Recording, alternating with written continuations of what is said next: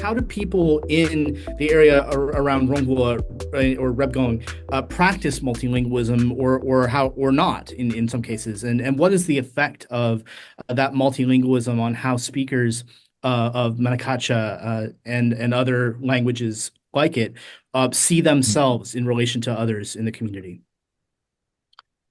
Yeah, thanks. So the practices of multilingualism in Rebgong and throughout China, I would say, are highly stratified. The languages exist in a hierarchy, and all of the practices align to those different hierarchies. So languages like Ngandahua and Manegacha are really at the bottom of those hierarchies, which and what that means essentially is that if you're not born speaking one of those languages, it's unlikely that you would end up learning one of those languages.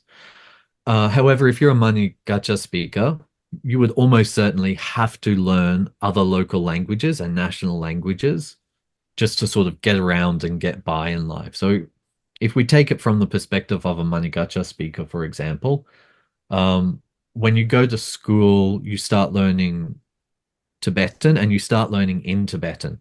And when you sit at home and you flick on the TV and you want to watch cartoons or something, you watch those either in Tibetan or some form of Chinese, right? Then when you go to high school, you would have to start learning 𝗱𝗃𝗁 like Mandarin Chinese.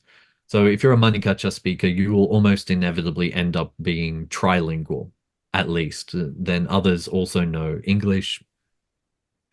Um, However, if you're a local Tibetan person who doesn't speak Manegacha as a first language, you're almost certainly not going to learn it. You will use your language, uh, your your variety of Tibetan. You will have to learn Mandarin. That's compulsory for everyone, and so you'll almost certainly be bilingual.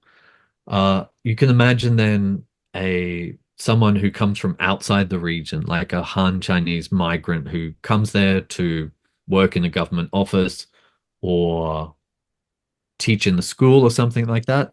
And they could potentially just get by only using Mandarin and would be unlikely to learn Tibetan.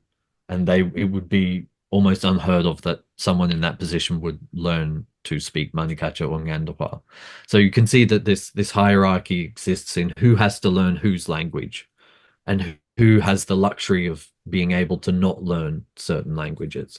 So that's a kind of like a rough idea of how contemporary multilingualism works in the region.